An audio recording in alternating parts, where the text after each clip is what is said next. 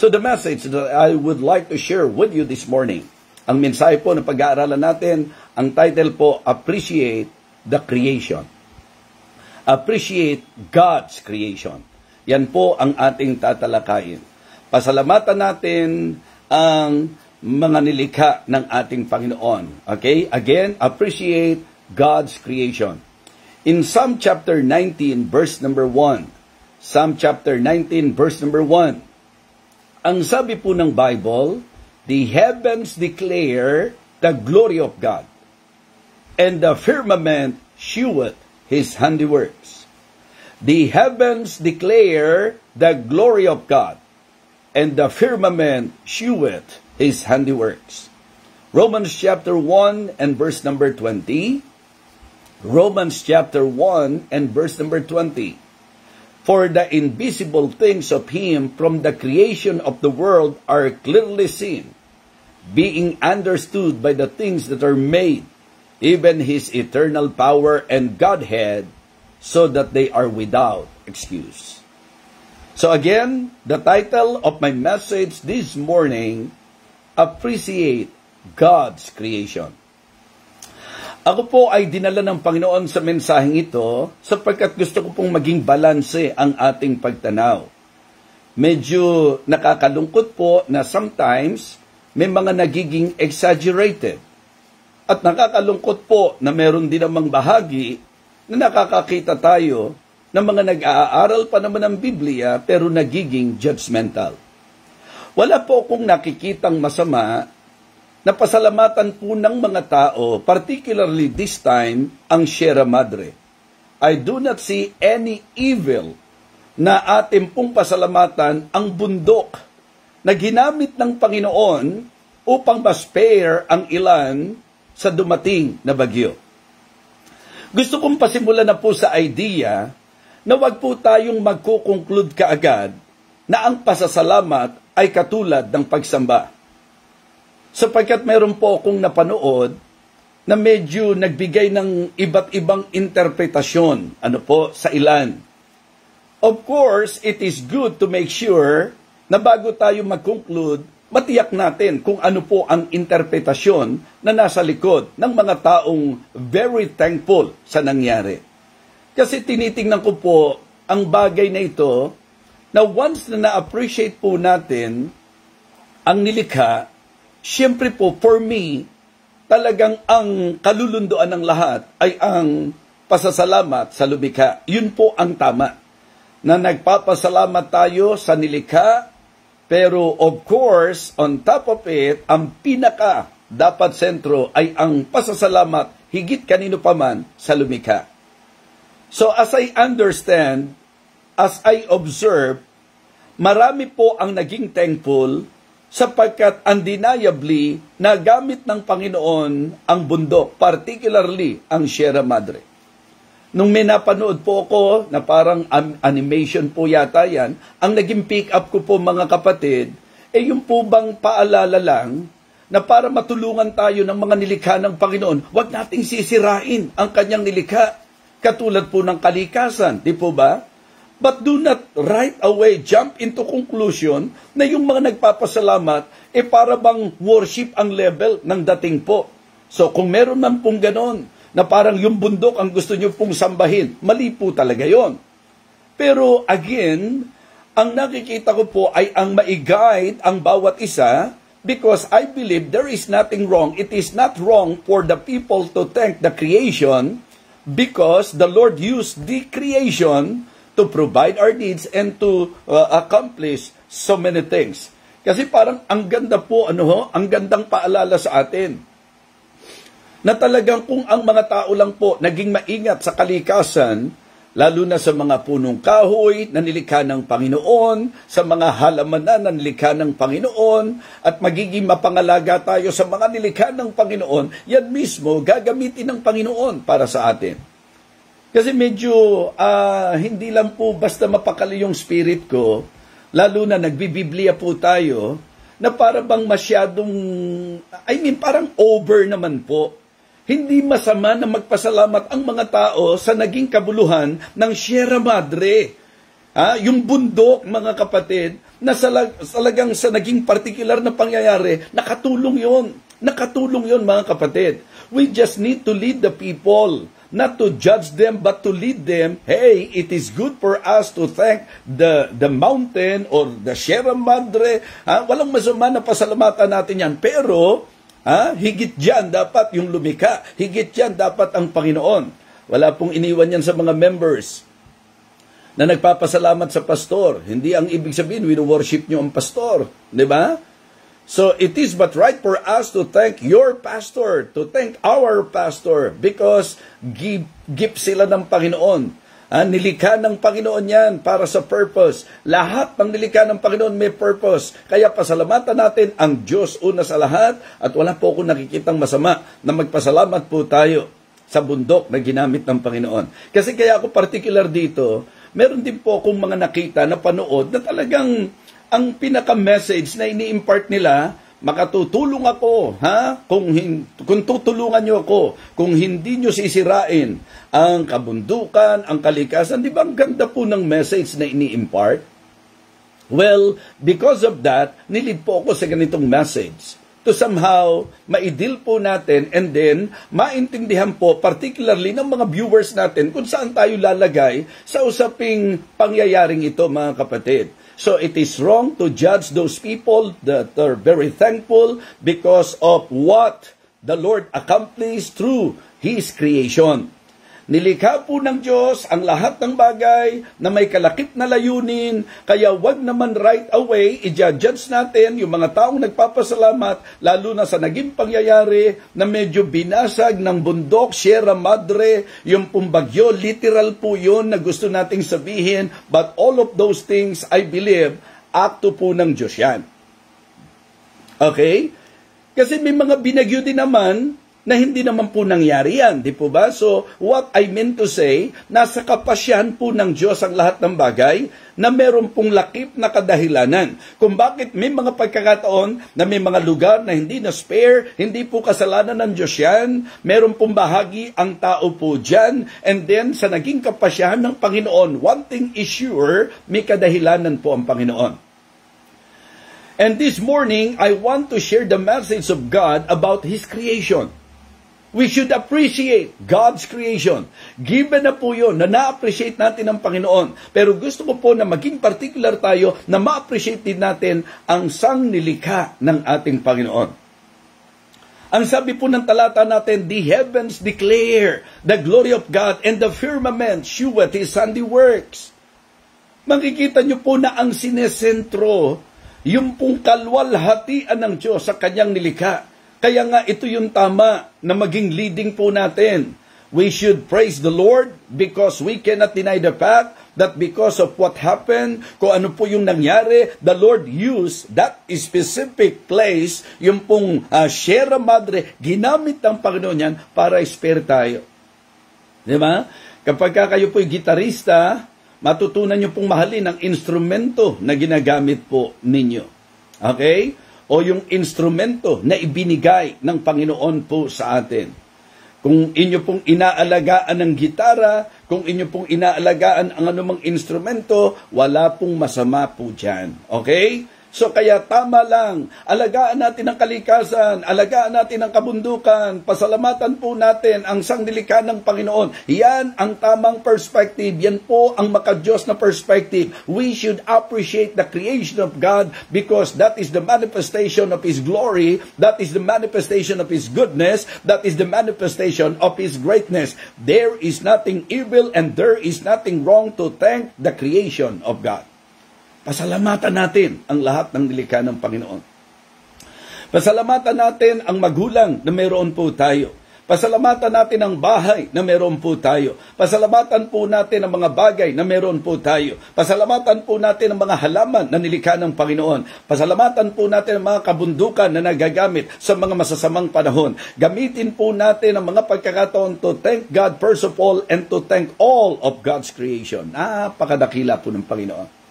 So this morning, please be careful in listening to me. I just want you to be balanced sa ating pong pagtanaw, sapagkat for me, ang magpasalamat at sumamba ay magkaibang bagay, pero ang pagsamba po ay wag na wag nating gagawin sa anumang nilikha ng Panginoon. Tama?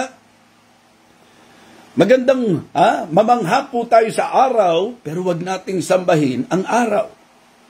Maganda pong mamangha tayo sa buwan, pero wag nating sambahin ang buwan. Magandang mamangha po tayo sa mga kabundukan, sa magagandang lugar, pero wag po nating sambahin ang mga kabundukan at magagandang lugar. Magandang mamangha po tayo sa paggamit ng Panginoon sa ating pong pastor, pero wag nating sasambahin ang ating pastor. Maganda po na mahal natin at na-appreciate natin ang ating mga magulang, pero wag nating sasambahin ang ating mga magulang. Palagay ko po, malinaw ang mensahe na gusto pong iparating ng Diyos sa pamagitan po ng inyong lingkod. Because I believe, ang puso ng tao, yung mismong may katawan, ang nakakaalam kung ano talaga ang nais niya sa mga bagay-bagay na kanyang ginagawa. So, hindi po tayo dapat maging judge ng mga tao sa paligid po natin. So again, let me share with you this message. Appreciate God's creation. The heavens declare the glory of God, and the firmament sheweth His handiworks. Lahat ng nagdideklara ng kalwalhatian ng Diyos, dapat ma-appreciate natin. Na-appreciate dapat yung mga ginagamit ng Panginoon para mag-glorify ang Panginoon. Alam niyo po, di ba, yung senaryo na yon, kahanga-hanga na may Diyos na lumikha, na kung saan sa kanyang nilikha, makikita nyo po ang magandang po pwede maging epekto nito. Alright? So please, wag nyo akong pagkamalian. I just want the people to be balanced at magandang maging enlightened po tayo sa mga pagtanaw po natin sa mga bagay-bagay. Sa Romans chapter 1 po, mga kapatid, pag binasa nyo yung context, yun po ang masama. They worship the creature more than the creator. That is, masasabi ko po talaga, definitely evil po yun. To worship the creature than the creator. Okay? But to thank God's creation, that is godly. And dapat lalong mag-lead sa appreciation natin sa Panginoon. Tingnan po natin ang ilang mga bagay patungkol sa creation ng Panginoon. In fact, ang creation nga ng Panginoon, dapat ito po ay ma-appreciate ng tao, makita ng tao, manotice ng tao, sapagkat isa yan sa kaparaanan para ma-manifest ang glory po ng Panginoon. Okay? Para din wala pong maidadahilan ang kahit sino. Kapag siya po'y napahamak, siya po'y napasama, wala siya pong dapat ikatwiran sapagkat ginawa ng Diyos ang lahat ng kanyang dapat gawin. You know, creation shows God's power. Okay? So the reason why we should appreciate God's creation because creation shows His power. Yung nilikha po ng Panginoon, yan po ang nagpapakita ng kanyang kapangyarihan. Kaya po ako, gusto ko rin pong bigyang pansin na yung ilan sa mga medyo nagbigay ng warning na po kaagad sa atin, kasi maganda rin po yun na may nag-warning kaagad sa atin. Teka, pasalamatan natin ang bundok, pero wag nating sasambay ng bundok. Okay? Pasalamatan natin ang Sierra Madre in particular, pero dapat mas pasalamatan natin, mas dakilain natin yung lumikha at gumawa ng Sierra Madre. Okay? So, yun po yung tinatawag nating balanced perspective. Amen? There is nothing wrong to appreciate Sierra Madre, God's creation. Wala pong masama. Appreciate your pastor. Walang masama. But make sure, higit kanino pa man, ang dapat nating pasalamatan, ang Diyos na nagbigay ng ating pastor, ang Diyos na nagbigay ng ating magulang, ang Diyos na nagbigay ng lahat ng meron tayo, ang Diyos na lumikha ng lahat ng sang nilikha. Yun po ang mas maganda at tamang pananaw. Okay? Para hindi naman po mapagbintangan na natuto lang po tayo ng Biblia, meron tayong quick judgment kaagad. Because not all people, I believe, kung meron man, hindi po lahat. Okay? So, it is good to somehow learn and understand ano ba ang purpose ng creation ng Panginoon. The heavens declare the glory of the Lord because God's creation shows His power. Diba? So, yung creation po shows God's power. Ipinakikita po ng sangnilikha kung gaano makapangyarihan ang Panginoon. That is the idea. The heavens declare the glory of God. Kaya nga dapat lahat ng nilikha ng Diyos ay naghahayag ng kapangyarihan ng Diyos. Okay? Ikaw, ako, nilikha po tayo ng Panginoon. Let the people see in us the power of God. Kung paano nagbago po tayo sa buhay po natin. Kung paano nakapag-accomplish po tayo sa buhay po natin. Everything sa life natin na nakapag-accomplish, mga kapatid, yan po ay manifestation ng kapangyarihan ng Panginoon. Sapagkat nakita ko po sa pag-aaral ko sa Biblia na ang unang naging hayag sa mga tao sa usapang creation, ang kapangyarihan ng Diyos. Alam niyo, pag binasa niyo po ang Book of Genesis, kung paano pong ang Diyos mula sa wala lumikha, yun po yung kaibahan eh. Lahat ng magagawa ng tao, from something na po yan. Wala pong gagawin ng tao na walang pinagmulan. Pero ang Diyos sa usapan ng creation, from nothing, mga kapatid. Hindi po siya naghakot para tambakan ng isang lugar at maging bundok. Hindi po siya nagtanim para po magkaroon ng halaman. Sa kanyang kapangyarihan, nagkaroon ng lahat ng mga bagay. Yun po ang dapat pasalamatan natin. Yung nilikha ng Diyos, wala pong nilikha ang Diyos na walang purpose. Wala pong binigay ang Panginoon na walang layunin. Everything na ginawa ng Panginoon, may purpose po yan. And I can say, the reason why we should appreciate God's creation, because creation shows the power of God. Yung nilikha niya ay naghahayag ng kapangyarihan niya. Isipin niyo po yun, mga kapatid. Yun ang talagang superpower. Yung kung paano gustong malalansa ng bundok, di ba? Gustong mabinsala ng bundok, pero nakita niyo po kung paano ginamit ng Diyos ang kanyang nilikha, kung paano pong sa pangyayari yun, mga kapatid. Very, sabihin natin, wonderful, amazing, diba? That the Lord used His creation. Kaya kapag po ginamit po ng Panginoon, pasalamatan din natin yung ginamit ng Panginoon. Diba? In principle, yun naman ang tama eh. Pasalamatan natin ang Diyos, lagi po yan, una sa lahat, but there's nothing evil, there's nothing wrong. It is not evil to thank the instrument. Pagka ba inalagaan mo yung gitara mo, masama ba yun? Hindi. Pagka ba minahal mo at in-appreciate mo yung gitara mo, di ba? Yung iba nga, iiyak pa yan pag nasira eh. Bakit? Kasi napamahal na sa akin tong gitara na to eh. Di ba? Kasi napamahal na sa akin tong damit na to eh. Kasi napamahal na sa akin tong bahay na to eh. Napasalaan, di ba? Yung iba nga po yung sasakyan kahit ang tagal-tagal na eh. Wala naman pong masama na lahat ng ginagamit sa buhay mo, alagaan mo, pasalamatan mo. Pero wag ka naman maging worshiper ng mga nilikha ng Panginoon. So kaya sinasabi ko pong hindi kami magiging judgmental, pero maganda rin mapaalalahanan tayo. Yung magpasalamat, opo, pero sambahin mo, wag. Sapagkat ginagamit lang ng Diyos yan para magpakilala at magpakahayag siya sa kanyang kapangyarihan. At lagi po may lakip na dahilan. Kaya I hope na nagiging balanse po tayo. Hindi rin naman po tayo dapat maging condemning doon sa mga nagpapaalala po sa inyo, di ba? Kasi ang goal at intention naman po ng iba, paalalahanan po tayo, mga kapatid. So kaya importante po na sa buhay po natin, mga minamahal, pasalamatan natin ang sangnilikha ng Panginoon, i-appreciate natin yan, alagaan po natin yan, sapagkat yan po ay kapahayagan ng Diyos sa buhay natin. Everything in this world must be the manifestation of God's power sa buhay po natin. Amen? Yung bang pagka sa umaga, sisilay ang napakagandang sikat ng araw, wow! Amazing! Diba? And then, thank the Creator, praise the Creator, worship the Creator. Wag yung creator. Wag yung creation, I mean. Appreciate God's creation. At ang reason, because it shows His power. Yung, alam niyo po, yung creativity ng Panginoon,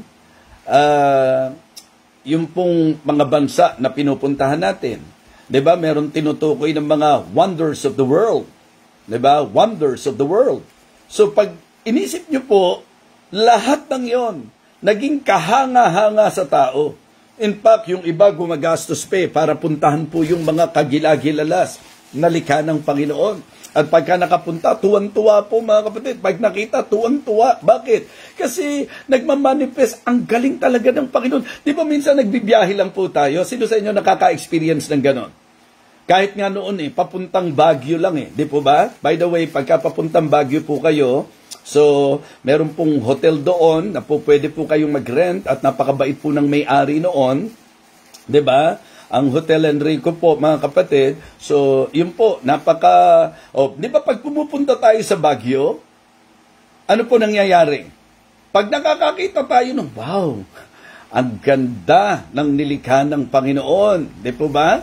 So, talagang dapat, automatic nga naman, na Diyos ang ating pong sinesentruhan.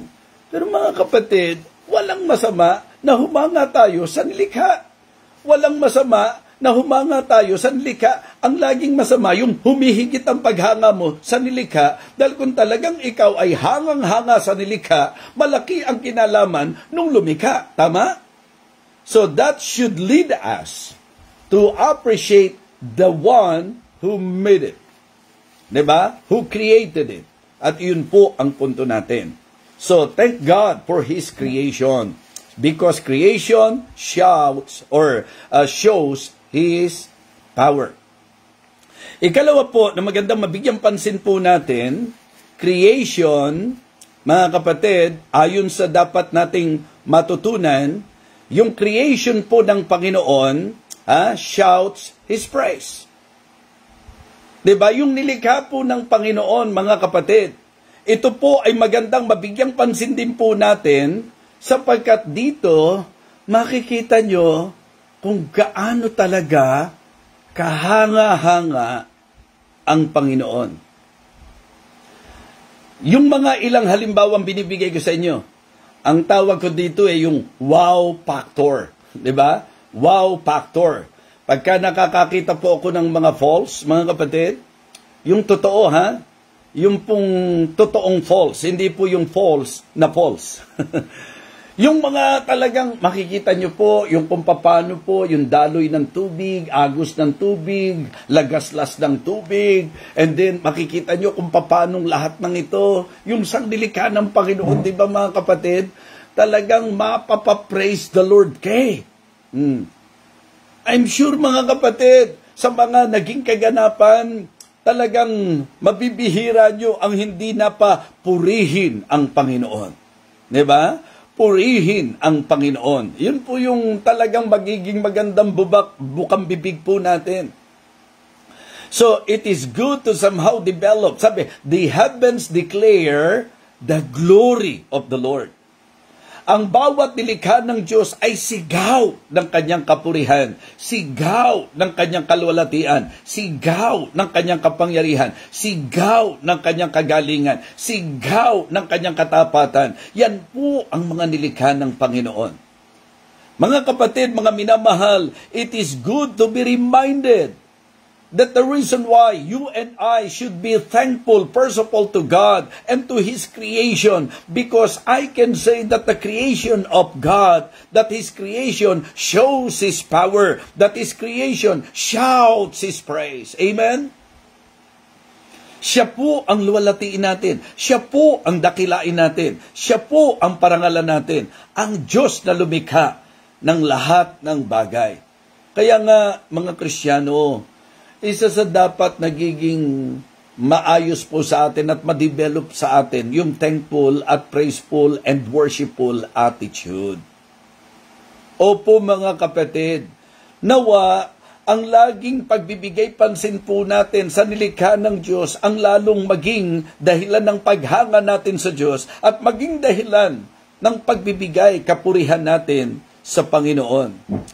Mga kapatid, mga minamahal, ang ating pong nagiging pag-aaral ay leading sa paalala na wag nating baliwalain ang nilikha ng Panginoon. Yan po'y dapat nagpapakita ng kanyang kapangyarihan at dapat, mga kapatid, yan po'y malakas na sigaw ng kanyang kapurihan. Bago pa po natin nakita ang lahat ng bagay, mga kapatid, dapat ang unang mapapurihan po natin ay ang Diyos na naging dahilan kung bakit talaga napasa atin ang maraming bagay. Kaya kapag nakita natin yung bundok, dapat nagdi-declare sa atin yan ng kapurihan ng Panginoon. Pag nakita natin ang karagatan, hanga tayo, nagdi-declare yan. Yung mga magagandang masasabi nating tanawin, yung mga amazing na lugar para sa atin, dapat nagpapaging dahilan para makita nating amazing ang ating Panginoon.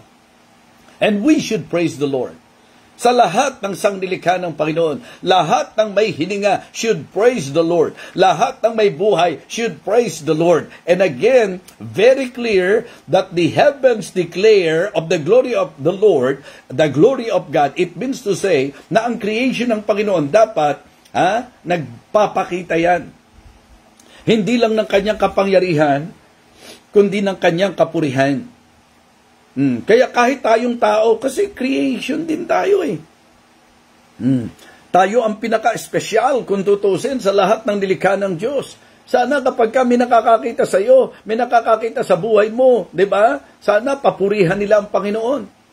Pero kailangan sa iyo makita ang kadakilaan ng Panginoon. Let your light so shine before men that they may see your good works and glorify your Father which is in heaven. Amen? So, dapat sa lahat ng nilikha ng Diyos, pag nakita, wow, thank you. Binigyan mo kami ng bundok. Thank you. Binigyan mo kami ng dagat. Thank you. Binigyan mo kami ng lahat ng mga bagay na meron kami. Thank you. Sino po pinasasalamatan? Ang Diyos, una sa lahat. Diba? Pero kapag ka po may ginamit ang Panginoon sa atin, ano ginagawa natin? Di ba nagpapasalamat din po tayo? Importante po yan. Pero again, dapat po sa nilikha ng Panginoon, kasi yun po ang paalala, let everything that hath breath, anong sabi? Praise the Lord. So dapat po ang creation, pasalamatan natin, dahil kundi sa mga nilikha na yan, kasi hindi nyo naman nakikita ang Diyos physically. Diba? Ako ba? Kayo ba? Nakita nyo ba ang Diyos? No man not seen God at any time. Okay? So, ang Panginoong Jesus nagmanifest sa lupa, pero hindi rin po natin siya inabutan. Pero ang Diyos sa katotohanan ng turo ng Biblia, ang sabi po mga kapatid, malinaw po ito eh. Sa Romans chapter 1 verse 20, yung isa po sa ating kinonsider na text, hindi po ba ang sabi po doon, for the invisible things of Him from the creation of the world are clearly seen, being understood by the things that are made, even His eternal power and Godhead, so that they are without excuse. Kasi po pwede nating i-excuse, hindi ko naman nakita ang Diyos eh. May Diyos ba talaga? Salamat sa nilikha ng Diyos. Bakit? Salamat sa kanyang mga nilikha. Kasi yung mga nilikha niya ang nagpapakilala sa akin na may lumikha. Ang creation ang nagpapatibay na may lumikha. Kaya salamat sa nilikha ng Panginoon. Kundi sa kanyang nilikha, hindi ko marirealize na may lumikha. Kundi sa mga creation, hindi ko marirealize na may Diyos na gumawa ng lahat ng bagay. Okay? Mga kapatid, because creation shows His power. Because creation, mga kapatid, shout His praise. Talagang nagsusubigaw ang kanyang nilikha sa kapurihan ng Panginoon. Diba? Tayo, alam niyo sabi, we are fearfully and wonderfully made. Sa Tagalog, diba? Nakakatakot. Kagilagilalas. Ang mga sangnilikha ng Panginoon. Tayo, nilikha ng Panginoon. Fearfully and wonderfully, ang sabi po ng Bible. So, kaya po, kapag ka po yung nilikha ng Diyos, hindi ka dadalhin sa realization kung gaano siya makapangyarihan, sayang. Diba? Kung yun nilikha ng Diyos, hindi magiging dahilan para purihin mo siya, sayang. Pero kung kaya mo pinasasalamatan ang nilikha ng Panginoon, maging ang pagpapala o pakinabang sa nilikha ng Panginoon, dahil kundi sa mga nilikha niya, hindi mahahayag sa iyo ang katotohanan ng Diyos.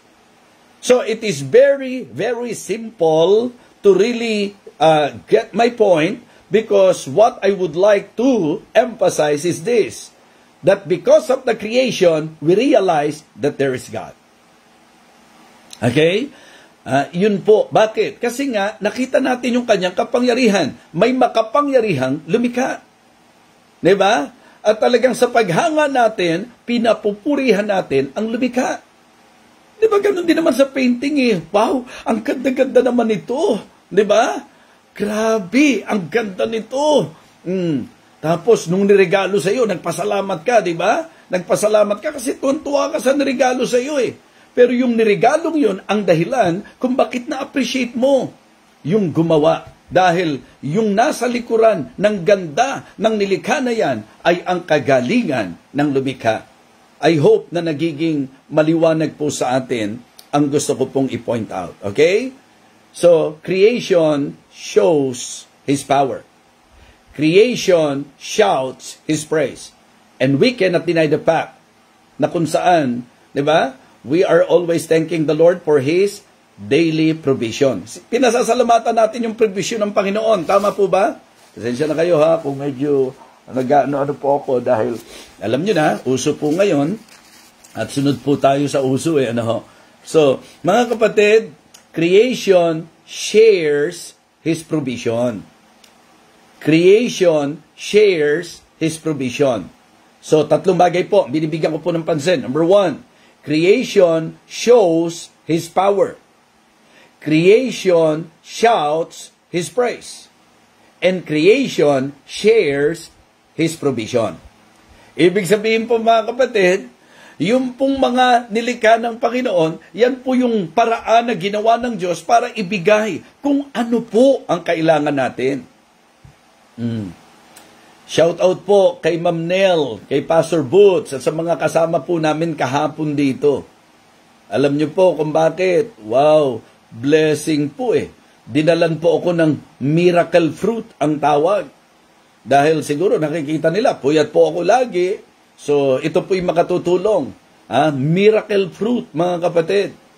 So, kung tutusin, kung lasa ang pag-uusapan, parang hindi ako mapapapraise the Lord doon sa lasa eh.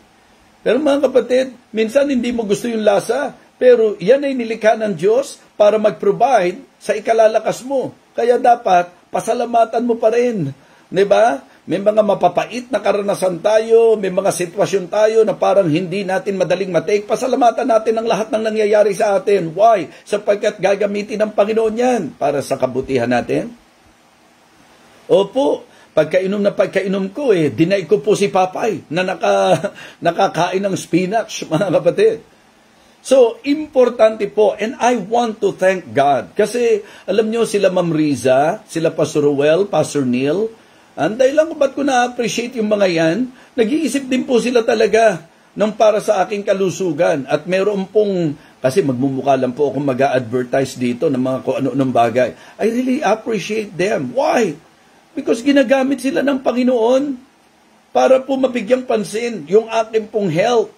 Ayan, sila Sister Pinky, sila Sister Winnie. Kung matatandaan niyo po yung mga pag-aalaga po nila. So, i-appreciate natin ang bawat isa, mga kapatid. Kasi, mga provision ng Panginoon sa atin. Maging ang kapwa natin, ang pastor natin, provision ng Panginoon. Lalo na yung magulang natin, provision ng Panginoon yan. Okay? Yung pong mga trabaho po natin, provision ng Panginoon yan. Kaya pagka nagpasalamat ka sa trabaho mo, hindi masama yun. Pagka nagpasalamat ka sa pastor mo, hindi masama yun. Pagka nagpasalamat po tayo sa mga nilikha, hindi po masama yun. Tama lang na pasalamatan natin ang lahat ng nilikha ng Panginoon sapagkat ang nilikha ng Panginoon na nagpapakita ng kapangyarihan ng Panginoon at naghahayag ng kapurihan ng Panginoon, at yan din po ang pamamaraan upang ibigay ng Diyos ang provision para po sa atin.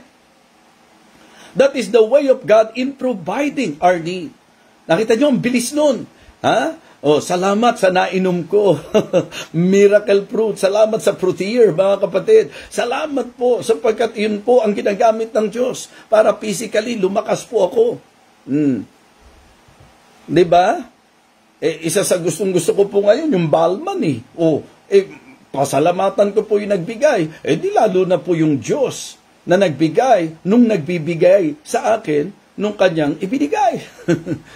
So, mga kapatid, dinadaan ko po sa ganitong pahayag kasi ang gusto ko po, maging balanse po tayo. Ayoko pong pagbintangan tayo ng mga hindi nagbibiblia na ang dali-dali natin silang i-judge. May mga bagay na hindi naman po natin dapat masyado pong, i-conclude kaagad. Ulitin ko po, walang masama na magpasalamat sa Sierra Madre. Salamat sa bundok na nilikha ng Panginoon. Salamat sa bundok na nilikha ng Panginoon. Salamat sa Diyos na lumikha ng bundok. Salamat sa bundok na nilikha ng Panginoon. Salamat sa Diyos na nagbigay ng pastor. Salamat sa pastor na binigay ng Diyos. Di po ba? Pero kung sasambahin mo pastor mo, hindi lang mali yan, masama yan. Hindi po matuto ang Panginoon. Kaya nga binasa ko po yung Romans chapter 1. Kasi yung Romans chapter 1, yung context nun, ang nakakalungkot, nagpakahayag ang Diyos sa nilikha niya, pero ang sinamba ng tao, yung nilikha niya. Yun po ang delikado. Yun po ang mali. Kaya kapag kami naging worshiper na ng Sierra Madre sa inyo, evil na po yan. Evil po yan. Diba? Hindi yung kalooban ng Diyos. Nasasambahin natin yung nilikha niya. Ang kalooban ng Diyos, yung mga nilikha niya, maging dahilan para makita nyo kapangyarihan niya. Makita natin ang kanyang kapangyarihan. Yung mga nilikha niya upang sumigaw at magpahayag sa atin ng kanyang kalwalatian at kapurihan. Yung mga nilikha niya, mga kapatid, upang maiprovide kung ano po ang pangangailangan natin. So, hindi evil na pasalamatan ang nilikha. Ang evil, sambahin ang nilikha. Sapagkat dapat ang mga nilikha nagdadala sa atin sa pasasalamat higit saan paman, higit sa kanino paman, higit sa ano paman, sa lumikha sa ating dakilang Diyos. Mga kapatid, maliwanag po ito. We need to appreciate God's creation. Wala na tayong problema doon sa appreciate God because dapat lahat ng tao alam yan, to appreciate God. But to appreciate God's creation, that is also good. That is also good. Bakit? Kundi sa nilikha niya, hindi mo marirealize na may makapangyarihan Diyos.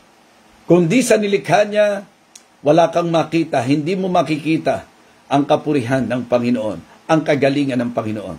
Kundi sa nilikha niya, wala tayo nung kinakain natin ngayon, wala tayong nilalanghap, mga kapatid, na oxygen, kundi sa nilikha ng Panginoon. Wala tayong iniluluto, kundi sa nilikha ng Panginoon.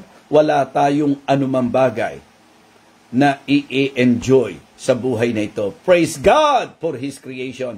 Thank God for His creation. At nagpapasalamat tayo sa lahat ng nilikha ng Panginoon. Amen?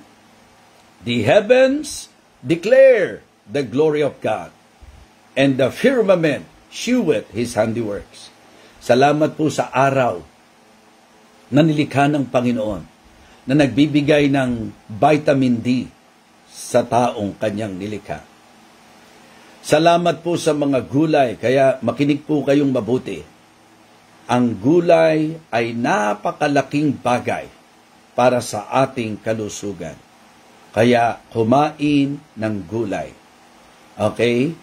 Sapagkat ito po ay probisyon ng Diyos para sa atin. Kumain ng prutas. Wag lang po sobra. Wag lang po sobra, mga kapatid. So, appreciate the creation. Higit lalo ang Creator. Ang lahat ng nilikha ng Diyos, pasalamatan po natin. Pero wag kakalimutan na sa lahat ng ito, higit kanino paman, ang Diyos ang dapat nating pasalamatan. Mga kapatid, appreciate God's creation. Why? Because creation shows the power of God. Pakitype nyo nga. Because creation shouts the praise of God. Because the creation shares the provision of God. Kaya po sa lahat ng nilikha ng Diyos, wala na tayong kakailanganin pa. Provided po ang lahat ng bagay.